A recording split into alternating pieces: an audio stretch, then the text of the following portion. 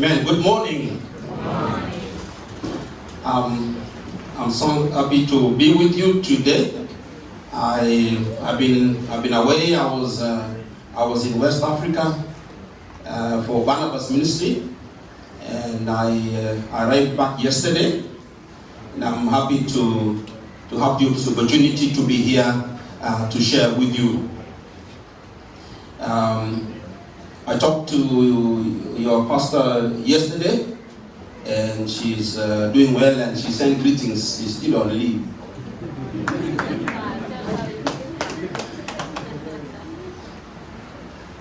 Yeah, so I also bring you greetings from Ghana. One of the persons who is our host, Patrick Dogbe, he has been here, and so he sent his greetings to you. Amen. Amen. This morning I want to talk to us about every believer's life mission. Every believer's life mission. Every believer has a life mission. For a believer, even when you go to your place of work, your work is not just a job. As a believer, you are on a mission. You are on a mission. Look at your neighbor and tell him or her, you are on a mission. God did not save us and just leave us here for nothing. He saved us and left us here on earth. He has not taken us to heaven yet because we are on a mission. He left us here to accomplish a mission. In fact, our citizenship is now in heaven, according to Philippians chapter 3 and verse 20. And so God left us here to be His representatives, to be His ambassadors. You may not feel like an ambassador, but you are an ambassador for Christ. Some of you, you look at your neighbor and you say, you are an ambassador. You don't qualify. And some of us, we don't even feel like we qualify to become an ambassador. An ambassador like, those ambassadors that have been sent by Kenya to represent the country elsewhere. Every believer's life mission. So what is my life mission? And what is your life mission? What is my life mission and what is your life mission? The Bible says in the book of 2 Corinthians chapter 5 in verse 20. It says, and so I always would like to ask you to participate, and that is why I want to put it on a PowerPoint or keynotes. So I want us to read it together. Therefore, we are ambassadors for Christ, as though God were bleeding through us. We implore you on Christ's behalf, be reconciled to God. We implore you on Christ's behalf, be reconciled to God. Paul is saying, on Christ's behalf, on God's behalf, I challenge you, I implore you, be reconciled to God. It is our mission and our responsibility to help men and women be reconciled to God. Hallelujah. Amen. Look at your neighbor and tell him or her, for me, you are an ambassador. You are an ambassador. One of the ambassadors I know that all of us know is Ambassador Kamau Macharia. During the case, the case the president and the deputy president had in the Hague, he featured a lot.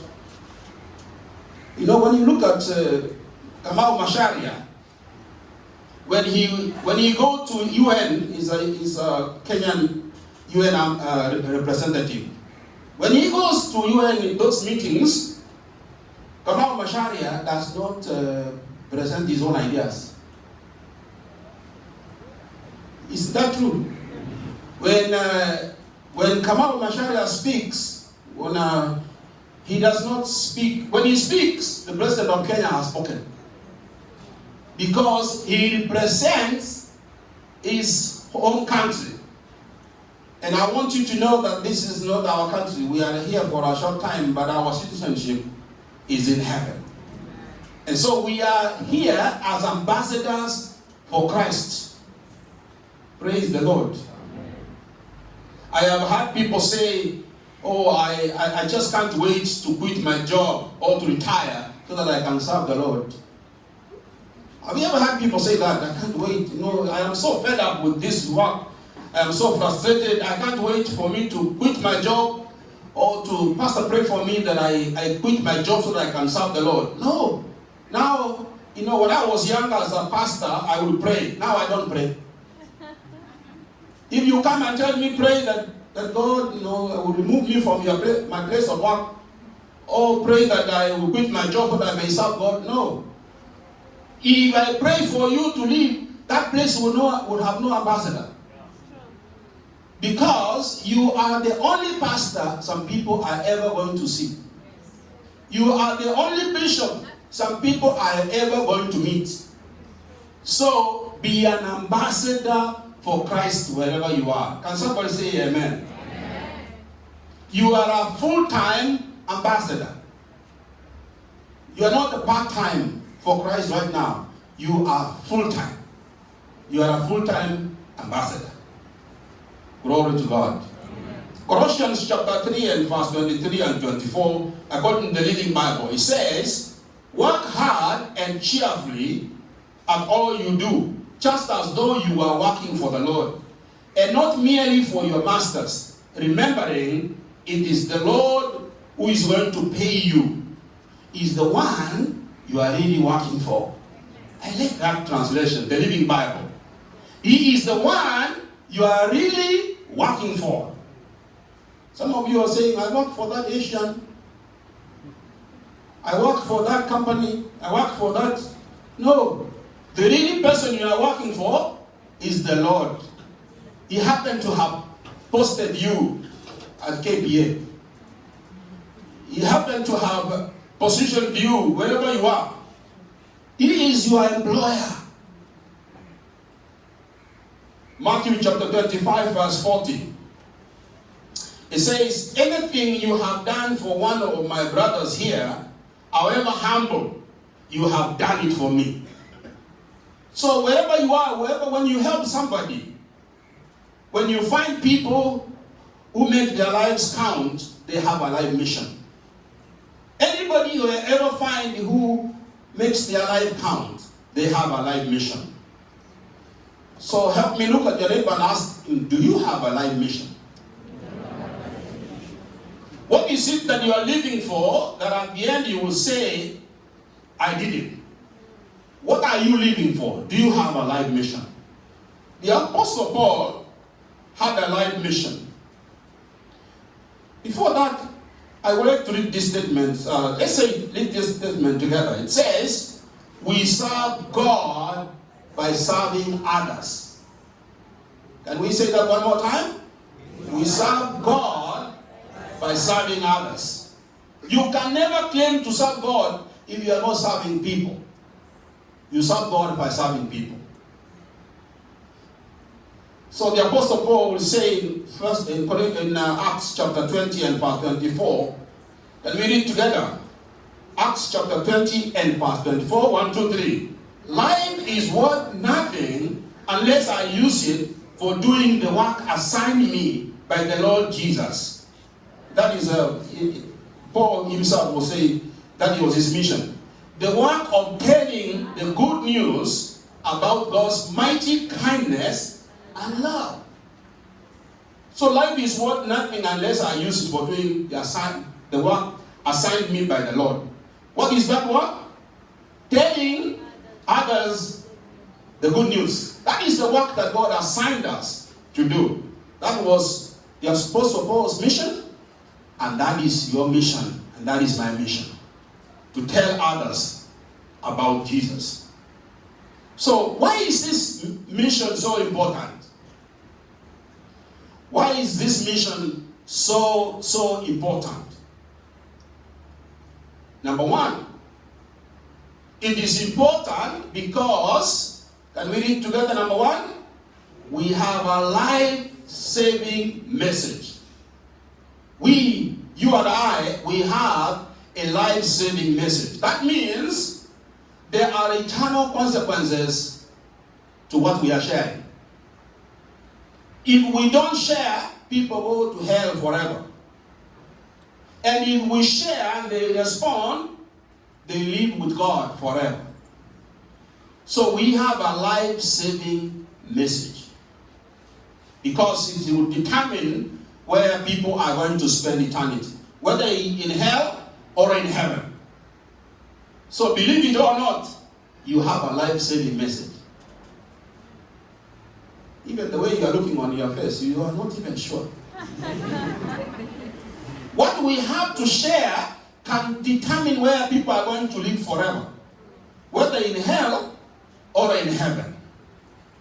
Romans chapter 10 and verse 13 and 14, it says, anyone who calls on the name of the Lord will be saved. But how shall they ask him to save them unless they believe in him? And how can they believe in him if they have never heard about him? And how can they hear about him unless someone tells them? We tell the good news. There's a story I read many years ago of an angel who went to God and asked him about his plan to save man. An angel asked God, what is your plan to save man? And then God told the angel, I have a plan. I'm going to send my son to go and die for those people. And surely, when my son, my only son, dies for them, they will believe in me. And then the angel said, wow, that looks like a good plan. But what about if the plan doesn't work? The angel asked, what about if the plan doesn't work? Or it doesn't happen? And God said, my people are going to share. The people who believe in my son, they are going to share. They are going to tell others. And so it's like, we'll say, what about if they don't? And God said, I don't have plan B. Are you with me? So the angel was saying, do you have plan B? That looks like a good plan A. But do you have a plan B if it doesn't work? And God told the angel, there is no plan B. And I have come here to remind us that God has no plan B. You are plan A. Anybody hear what I said? Can I see your hand if you have understood? God does not have a plan B. He has a plan A, and you are that plan A to share and to tell the good news. I am is plan A. Because Luke chapter 4 and verse 18 and 19 says, the good news is to heal the brokenhearted and announce that the captives shall be released, the blind shall see, that the downtrodden shall be freed from oppression, and that God is ready to give blessing to all who come to him. We hold the key to the blessings of many. Glory to God. We hold the key to set the captives free. And so, why is it important? Number one was? Say it with confidence. We have a life-saving message. And number two, people are hungry to hear it. People want to hear it. Sometimes people are hungry, but they don't know what they are hungry for. People are looking for something, but they don't even know that is something that they are looking for. People are looking for fulfillment, and they are looking for it in many places, even including the bar. There are people from last night, they were partying the whole night thinking that they are going to have fulfillment. Especially in this area of Bamburi. They work in the morning, they wake up up with a lot of hangovers, and they don't even know what they were looking for. They were looking for something, but they don't know what it is. Brothers and sisters, it is you and I who know what they are looking for. And so they are hungry.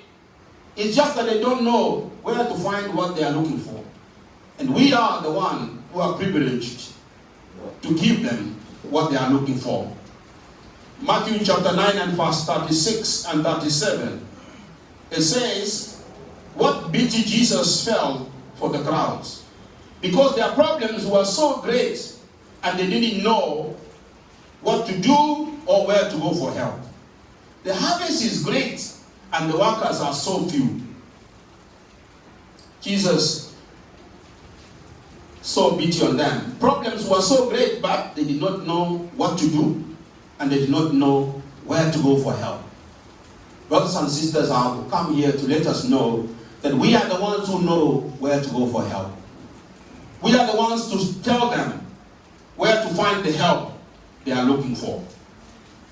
And so, this mission is so important, number one, because we have a life-saving message. Number two, people are hungry for it. People are hungry for it. And so, if it is so important, why is it that we are not fulfilling our mission? Why is it that we are not fulfilling it? Why is it that we are not doing what we ought to do? Now, there is a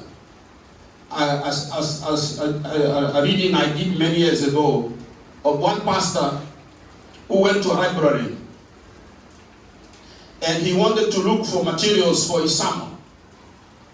He wanted to talk about self. So he went to the library, to a public library, and in that public library there were many books. There are many magazines and articles. And on one section, there were so many books on the subject of self-centeredness. And he was surprised to find over 30 different topics just under the category of self. One was self-actualization. If you want to self-actualize, this is where to find it. Another one was self-analysis. Another one was self-awareness. Another one was self-confidence. Another one was self-control, self-defense, self-determination, self-development, self-discoveries, self-enrichment, self-esteem, self-expression, self-fulfillment, self-help, self-identity, self-image, self-improvement, self-indulgence, self-love, self-realization, self-reliance, self-respect, and the list continues on. You know why? Because we are living in a self-centered society. When I traveled to Canada last 2 months, I was staying with a friend I was in school with many years ago. He has now since moved to Canada. He's a citizen of Canada. And so I was attending a conference, and so I asked him if he can host me in his home. And he was working, so he could not be driving me to the conference. So his wife dropped me to the conference most of the days I was in the conference. So I felt obligated to fuel the car.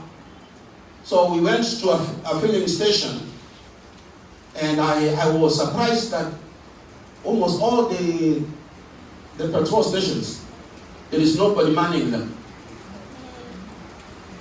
I was wondering, hey, if that happens in Kenya,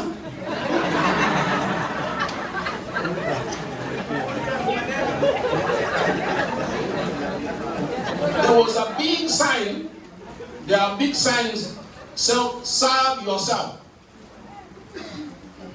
the owner or the person who is there, they have the self, what we call the small shops, self-service. Self-service. That's another topic that needs to go there, self-service. So he's in there, you go there, you say serve yourself, and if you are using a credit card, you punch your numbers there, and you drive away. Even women, they will just come out of the car, and fill your own tank, pay, drive away. Self. So I was saying, hey, when it comes to Kenya, I don't know. Then it reminded me of a few months ago in Nairobi. Remember that accident that happened? The petrol station went up in flames because somebody, I think, wanted to run away after he had been served. His tank was filled before he could. The attendant would remove the pump. He drove away with the entire thing, and there was a fire that was ignited, and the whole place went on fire. The point I'm making is this: we are living in a self-centered society. Even when we know that people need God, we are not doing it. And that's why maybe some of us, I was saying in the first service, maybe we need to change this thing, elders. When we say, I love Jesus as my personal Savior. It's like it's so personal, so confidential, it's just for yourself and nobody else. Salvation is not personal and confidential. It is to be shared. So help me look at your neighbor. You need to share. You need to share. We are a very self-conscious society. It is called the me generation. We are preoccupied with ourselves. So preoccupied with ourselves that we are not concerned about others. 2 Timothy chapter 3 verse 1 and 2 according to the Living Bible. And we read that together. It says, in the last days, it is going to be very difficult to be a Christian for people who love only themselves and their money. There are three forms of self-expression. Self-expression is built in our society and in our culture and by extension in the church. The first one is individualism. Individualism says others don't matter. That is the spirit of individualism. Others don't matter.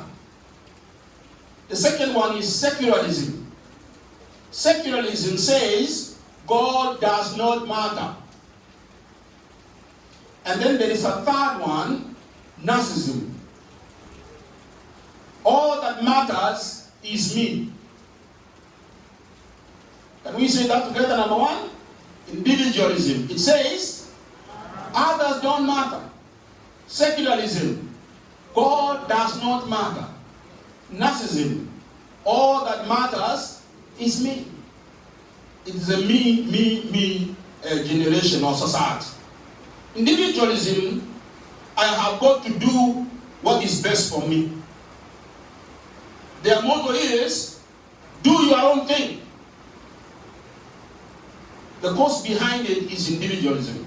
It says others don't matter. I know you have heard people say, a man has to do what a man has to do. You just do it just for me. That's what I want. It's for me. Individualism is what is causing this mission that God has given us not to be actualized. Individualism. The Bible says in Proverbs 18 verse 1. Can we read together? Proverbs 18 verse 1. An unfriendly man pursues selfish ends. He thinks of himself. It is a me, myself, and I. Me, myself, and I. Secularism says God does not matter. Actually, I have discovered that for most people, it is not that they don't believe in God. They just think that God is irrelevant. Don't you think so? Most people know and they believe that God is there. He's there. But really it's not relevant to what I am doing right now. Let me show you why I think so. You know, the career you are in right now, I wonder how many of you really sought God whether you should pursue the career you are in right now. Even some of you are already believers in high school, you are believers in college, but you never took that to God. Because what does God have to do with it? God is there, He can be on His domain there, but this is education. It's like God is like your grandmother who didn't go to a class. How can He advise you? Secularism says God does not matter. So most people don't deny that God exists. They are not interested in Him. They ignore Him, and they feel like it is irrelevant. He doesn't even understand. You know, for example, if you are asking whether you pursue chemistry or mathematics, God and maths, they don't go together. Do you understand? Before your professor was born, God was already there. Before the numbering, what was the algebra? Before whoever claims to be the one who initiated it, God was already there. But sometimes we look at God as though He's so irrelevant. This spirit of individualism needs to come. We need to suppress it in our lives if we are going to fulfill our mission. And somebody say amen. Job says in Job 21 and verse 14, the wicked tell God to leave them alone. They don't want to know His will for their lives. They basically are saying, you stay on your side of the fence, I will stay on mine. You don't bother me, I won't bother you. Handle the world while I handle my life. Individualism and secularism. Psalm 10 and verse 4 says the good news. The wicked man is proud in his pride, thinks that God does not matter. The NIV says, can we read the NIV together? 1, 2, 3. In all his thoughts, there is no room for God. Can we become so full of ourselves and we don't have room for God? Many times we have.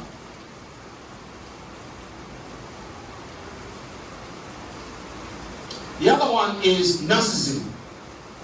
The philosophy says, all that matters is me. All that I'm interested in is my goals, my dreams, my desires, my happiness, my career.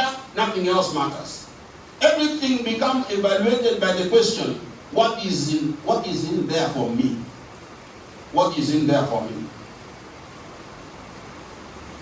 Mark chapter 8 and verse 35 says, Jesus said, only those who throw away their lives for my sake and for the sake of the good news will ever know what it really means to live.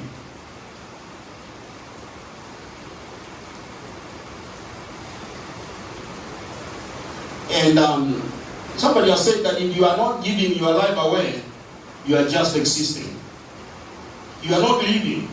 Only those who give their lives away in service know what it means to really live.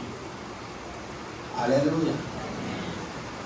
Because remember we said that we serve God by serving people. You know, there is another story I read about a farmer. This farmer used to grow award-winning crops.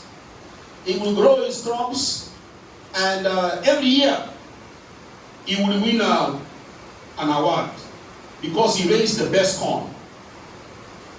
Each year he entered his corn into competition fair, and he won the blue ribbon. And one day, the newspaper reporter came and wanted to interview him, and they asked, "Tell me, what is the secret? What is the secret? How come that every year you win the award and not any other person? It's only you who wins." And he has this to say. He said, "You know what? Every year I give the best seed to my neighbors. I pick the best seed from my store and I give them to all the neighbors. Because if the neighbors have weak seed, it will weaken my seed." Are you with me? I'm sure you started cross-pollination. In the village where I grew up, I used to get fascinated by yellow corn. There were corn of different colors. How many of you have ever, maybe some of you already know yellow corn through the ones when we are having droughts, the Americans bring. You know, there was those different colors, and my parents did not want us to grow those. But because of the colors, a young boy, I used to get so fascinated. So secretly, I would plant some in the farm. And then we know we planted only white, but you will find different colors because of cross-pollination. Are you understanding? Yeah. So if you want your corns to be good, make sure that the neighbor's corn is good. If we want the community to change, we must share what we have with others. Hallelujah. We must share what God has given us to others. Mark chapter 8 and verse 5 again we read, the Living Bible says, "If you insist on saving your life, you will lose it. Only those who throw away their lives for my sake and for the sake of the good news will ever know what it means to really live." So God wired us in a way that we can only be happy when we share. Happiness does not come from status. Happiness does not come from how much you earn. Happiness does not come from success. Happiness comes by helping others. Can we read this together? 1, 2, 3. Happiness comes from service. God designed you to be happiest when you are giving your life away. So we will be happy when we are generous with what God has given us. So how can we be witnesses for Christ? How can we be able to fulfill our life mission, as we have seen that our mission is to reconcile men to God? How can we do that? How can we become witnesses? The Bible says in Acts chapter 1 and verse 8, Acts 1:8 says, "But you will receive power when the Holy Spirit comes on you, and you will be my witnesses in Jerusalem, in all Judea and Samaria, and to the end of the earth." You will receive power when the Holy Spirit has come upon you, and then He will enable you to witness, to share. So what is a witness? A witness is somebody that just gives personal experience or personal evidence.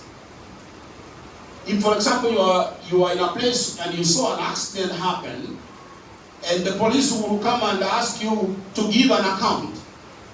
In your own view, how did it happen? God does not want all of us to be, to go to Bible school or to a theological school.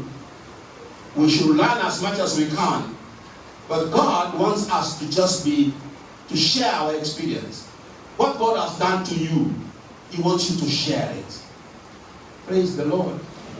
So witnessing is sharing what God has done in my life.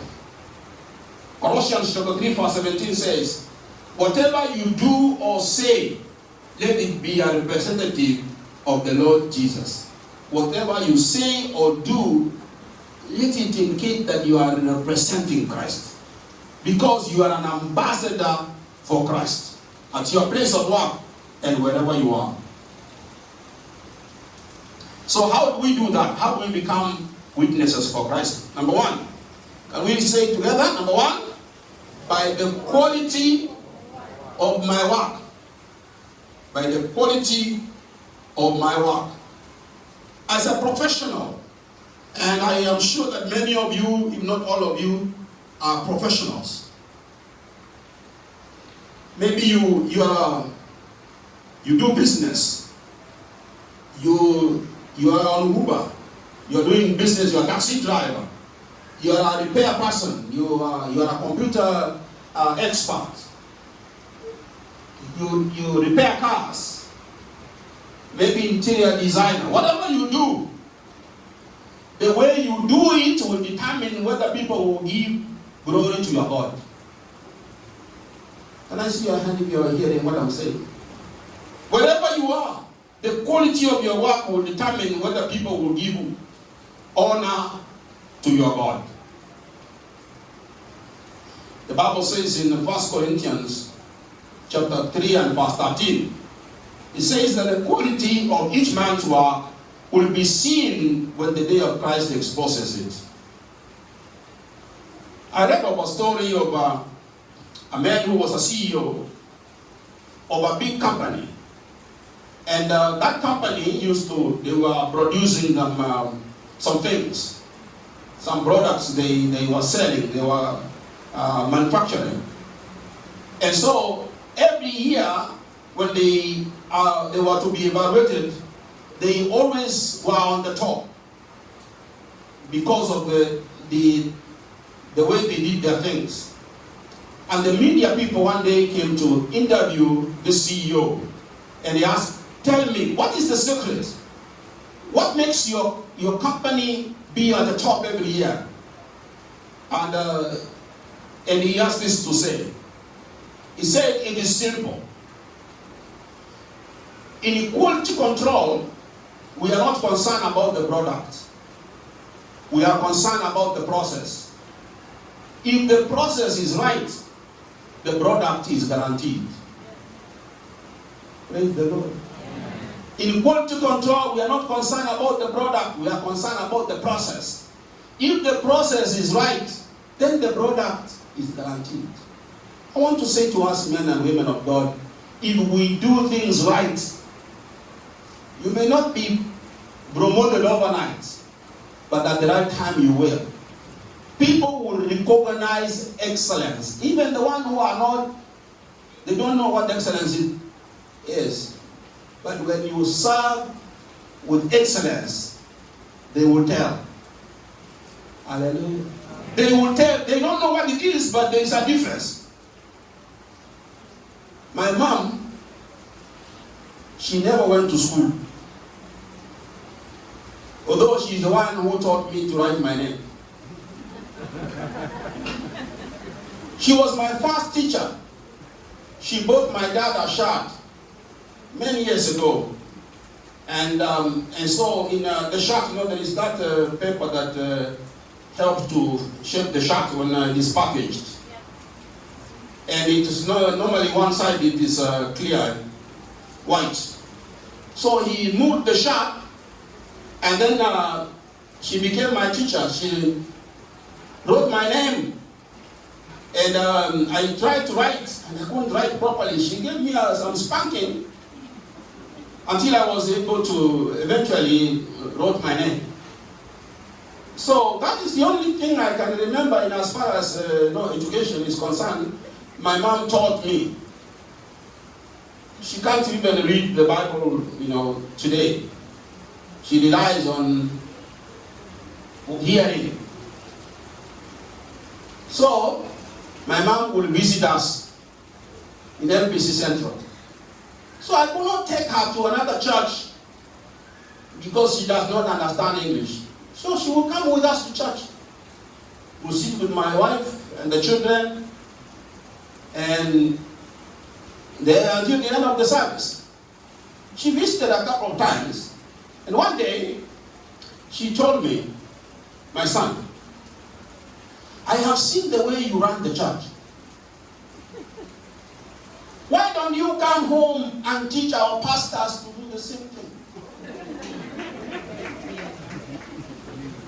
Can you imagine my mom, who is illiterate, noticed that there is a difference between MPC, the way MPC is run, and the way the church is where she attends. And she said, "Why can't you come and call the pastors together?" Barnabas ministry in western part of Kenya, where I came from, it was not my vision. It was the vision of my mother.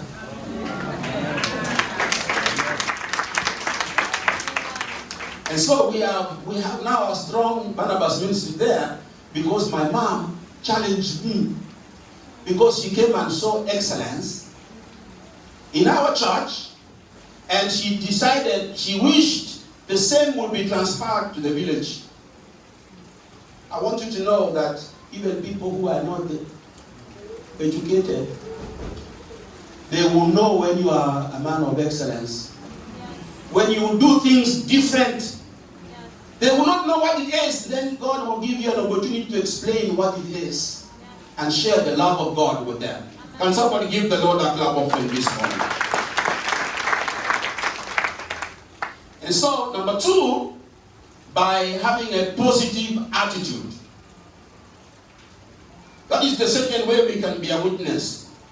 Number 1, by the quality of our work, we do our best. And number 2, have a good attitude. A good attitude. The Bible says in the book of Philippians chapter 2 and verse 14 and 15. Can we all read it together? 1, 2, 3. Do all that has to be done without complaining or arguing, and you will shine in the world like bright stars as you offer it the word of life. So you do all things, you do what has to be done, even if you don't like the environment at your place of work, do what has to be done to put food on your table without complaining or arguing. And you will shine. You know, the stars don't shine during the day. It will shine in darkness. So even when things don't go right at your place of work, your attitude will shine like a star.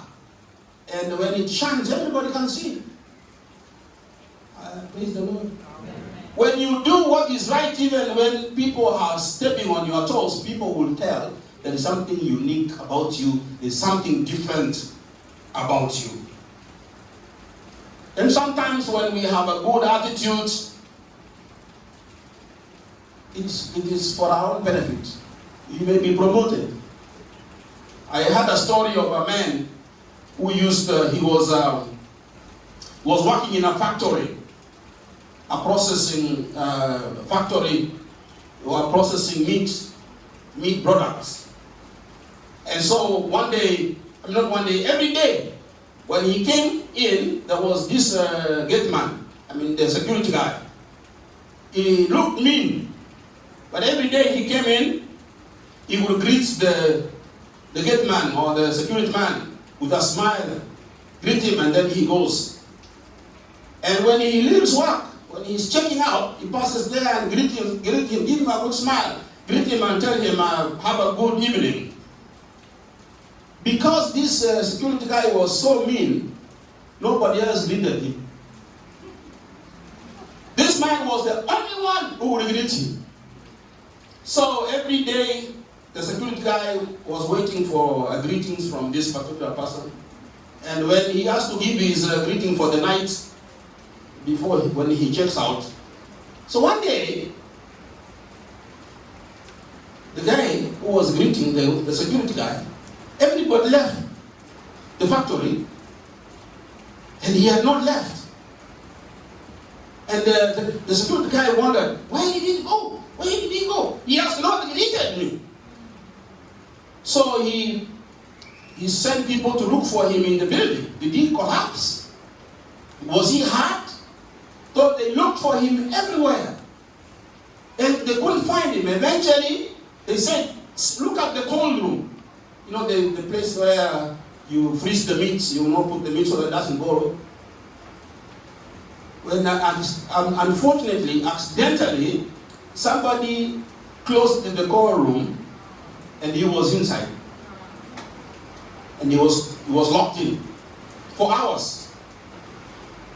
And so he was beginning to freeze when this security guy said he must be here. He has not left because he never leaves without greeting me. And so the courtroom was opened and they found he was about to freeze and he was rescued. Praise the Lord. Attitude. You know, brothers, that frowning takes more muscles than smiling. It takes more effort, more muscles to frown than to smile. And when you smile, it is healthy. It is to your own advantage. So some of us, it's like you have been beaten to come to church. Let's practice how we are going to have a positive attitude out there by practicing it here in the church. So I want you to be my examiner. Look around and see whether there is somebody with a good attitude, a good smile on his face.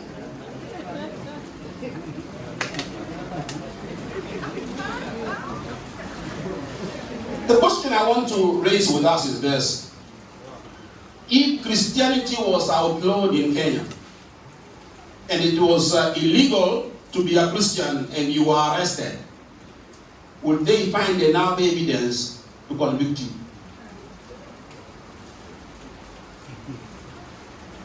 Think about it.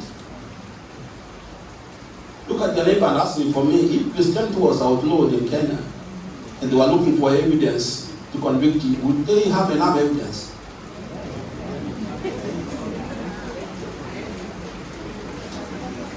Does anybody at your place of work know? They say, yeah, at our place of work, the guy used to tell us about Jesus. He is a Christian, we know. Would they have enough evidence to convict you? If they cannot find enough evidence, it means that you are not an ambassador for Christ. So number 3, by telling the good news. By telling the good news. The quality of your work, your attitude, and when people are mean towards you, and you're still maintaining a positive attitude, you will raise questions in people's minds. They will ask, why are you letting people step on you and you're still smiling? At that point, you have an opportunity to tell them, listen, it is because of who is in me. It is because of who I work for. Yeah. Hallelujah. Colossians chapter 4 and verse 5 says, make the most of your chances to tell others the good news. Be wise in all your contact with them. Be wise with all your contact with them. An opportunity will arise when it is time for you to tell why you behave the way you behave. Why you are working with excellence, even when you are not paid enough. People will ask, why would you do that? Then you say, it's because, you know what? I work for God. There's a story of a man who was a very known preacher. He was an international speaker and writer. He used to fly a lot with the American airline. He was a frequent flyer. So one day as he was flying, there was a man in the plane who was very nasty. He was misbehaving. He was mishandling people. And this stewardess, she came composed even with the way this man was mean and saying nasty things to people. This stewardess came and composed and was able to handle this man. And then this preacher was looking all along, he was watching, saying, wow, that woman is wise, the way he handled that mean man. And then what the man had pulled down, this preacher went to this stewardess and he said to her, listen, I appreciate the way you handled that man. That was something. I was so impressed. Your company, they need to know that you are different. And you know, I am a frequent flyer with the American Airlines. So I am known.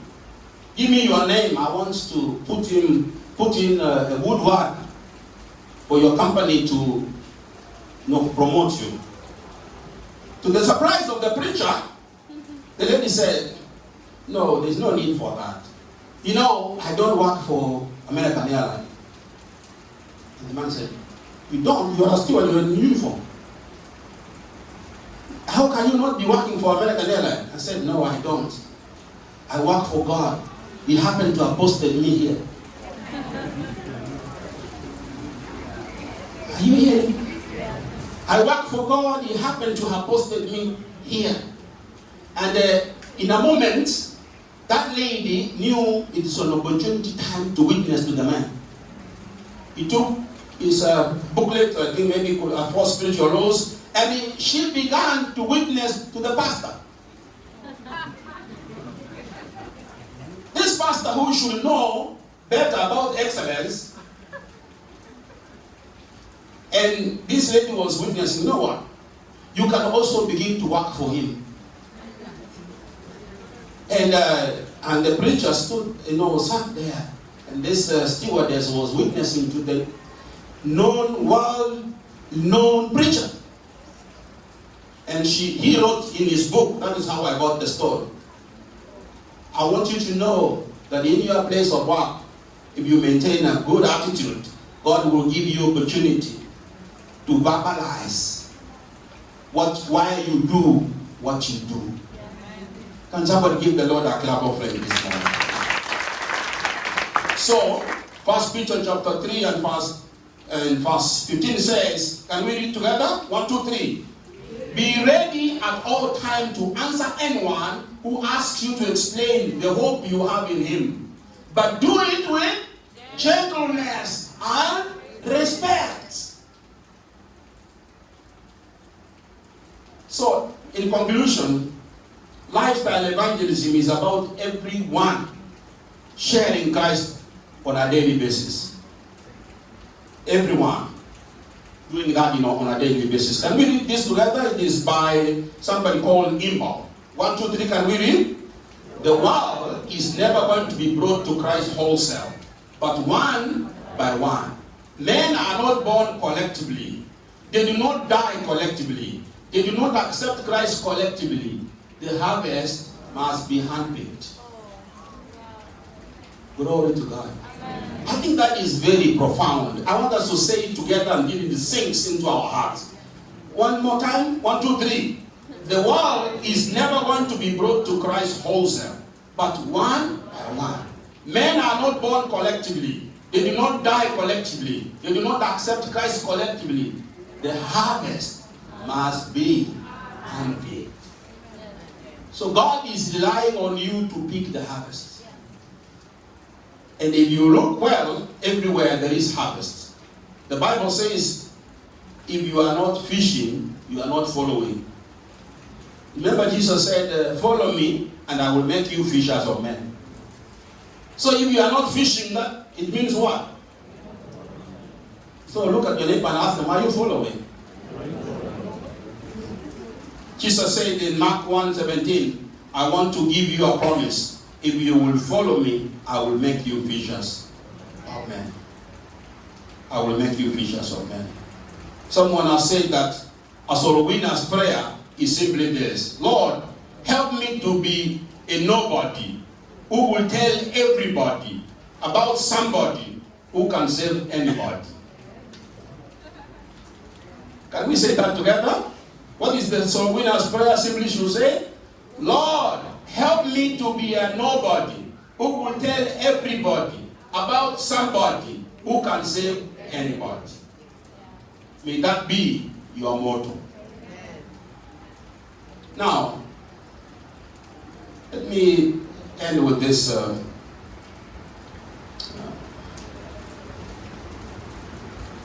Do you think God feels that you love Him? Now, help me look at your neighbor and ask him, do you think when God watches your life, the way you handle yourself every day, do you think He feels that you love Him?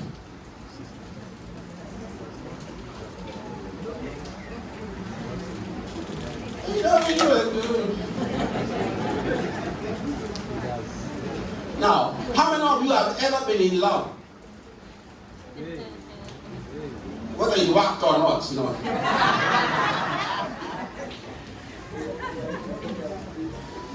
If you are in love, or ever been in love, especially you ladies, you love someone, and then one time come, you are in the midst of people whom you think they should know, and then you the story. And he says nothing. What do you feel?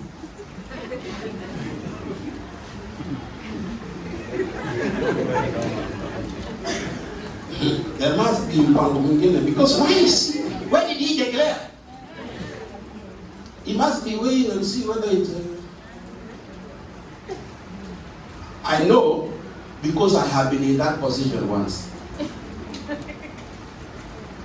You know, I was in a relationship with my wife before she became my wife. She was in Nairobi, and I was already in Mombasa. I was already serving in MPC, not the pastor, but I was that day happened to be, I was the preacher. And she was still in college. And so from the university, they came for a trip, the insurance, she was doing insurance. So the group came for a tour in Mombasa and Malindi. There was no cell phone, there was no WhatsApp, there was no. So you had to rely on sending a letter or have a plan like I did. On Thursday at 8 o'clock, I have to call on the coin box. So she has to be near there so that I can call. So, as the service ended in MPC Central, and we had a plan. I was sharing a house with another young man. Some of you may know the young man, his name is Joram Soso. We used to live together in Kiembeni. And before Kiembeni, we were in Jangamwe at the National Housing. So, MPC Central was small. We didn't have so many people, but the young people, we all knew each other. So, Joram invited some ladies for lunch in our house. There were many of them, including Esther Manyama and the others, you know.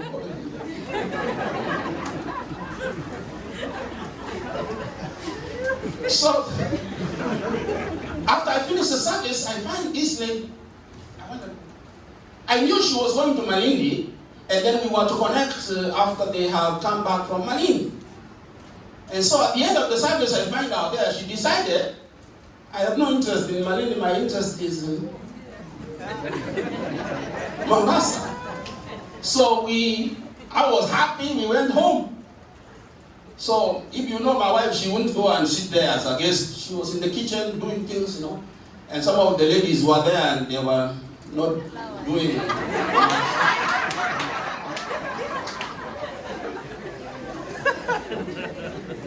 And so the ladies were asking, who is this lady? And Joram was saying, it's my sister. He said, it's my sister. And I did not correct him. I joined in the fun with my sister.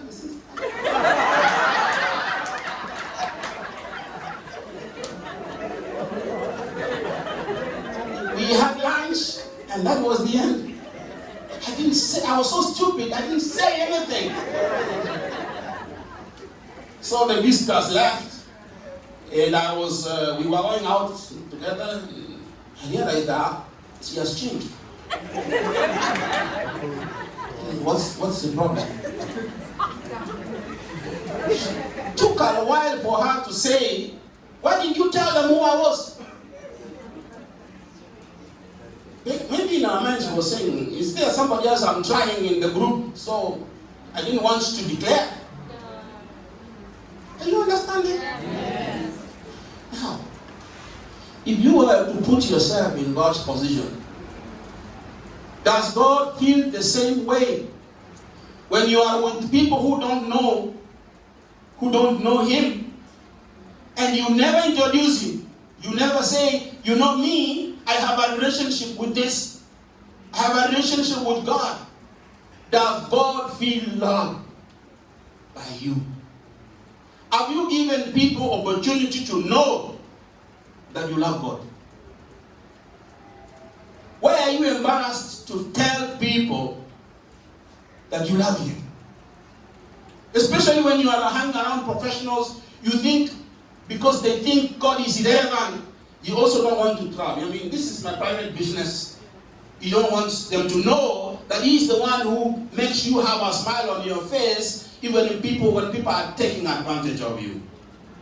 I challenge you in the name of the Lord, as we come to the close of our missions emphasis this month, let everybody you come across know that you love God. Is anybody hearing me? From today, when you walk, when you run a kiosk and you're serving people, let them know there should be no doubt that you love Him. And He will give you the ability and the power to be able to explain it in a way that they will also come into the knowledge of our Lord Jesus Christ.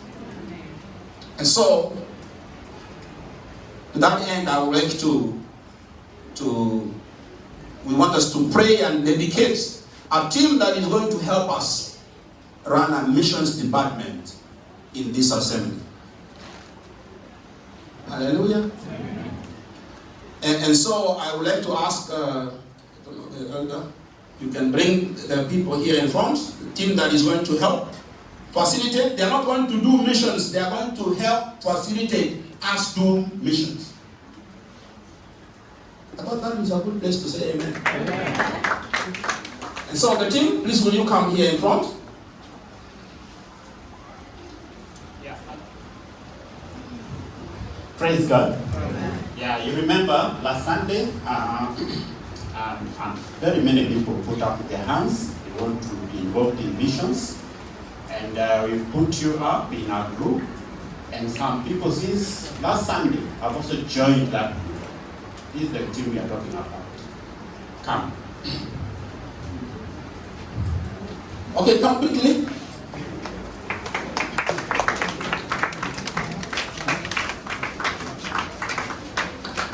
Please get hear it clearly. They are not the ones who are going to do missions for you. They are the ones who are going to organize us do missions. They are going to be the ones who will lead, organize, and put us organize us in a way that we can effectively fulfill our mission. So I would like us to all rise. Can we stretch our hands towards this team?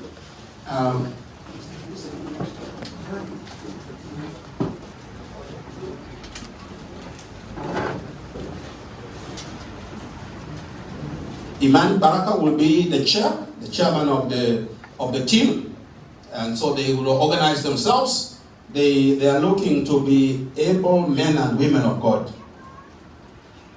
Hallelujah. Amen. Do we accept them to lead us? Yes. So I would like us to stretch our hands towards them as we pray for them and dedicate them to the Lord. Father, in the name of Jesus, we thank you for what we have learned. Thank you for what you are challenging us to do as a people, helping us to understand, Lord, that we have a mission. We are men and women on a mission. And so, my Father, we know that missions is central in the life of our church. And so, even we exist as a side of missions. Even the church abroad, they organize themselves and put together a missions team. And that is why we are where we are today. So, Father, I am committing this team to you. I pray for Baraka and the rest of the team that is going to organize us and help us to be organize ourselves in a way that we can effectively do missions. I commit them to you, Father. May you give them understanding, guide them, supply, protect them from the evil one. Wherever they plan for missions, that the enemy will not attack them or will not discourage them, that they will keep on serving you until we see everyone has come to the knowledge of God. We bless you, Father, and we thank you for hearing our prayer. For we have now dedicated this missions team to you in the name of the Father, Son, and the Holy Spirit. Amen. Amen. So as they sit, since it is ours, I would like now to ask all of us, can we have a bag here? We are going to give a special offering to go towards the missions team. Since there was no missions team before, now we want to start off, give a good offering to start to have a seed in missions team.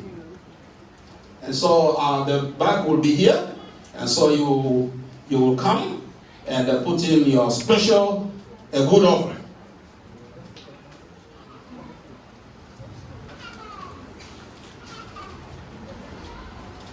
So come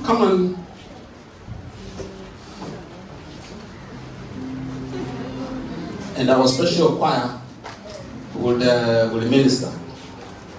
Hey, the missions men and women, come. All of us, put something in, something good, and if you did not plan your well, you can put it in the M-Pesa and say missions. You can use M-Pesa, dip on M-Pesa, and then you make sure that you indicate it is for missions. Amen. Are you still happy? Yes.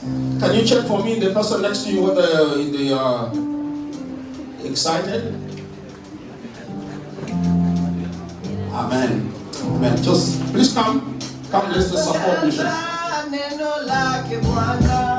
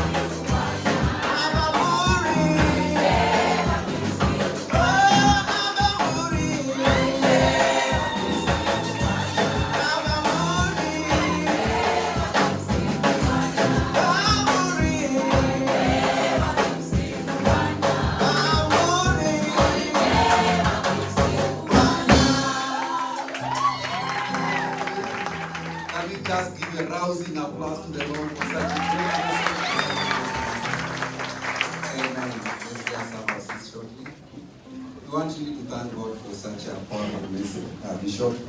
I think it was what we prayed for in the morning. It is what a word in season is for us. It is the Rema word.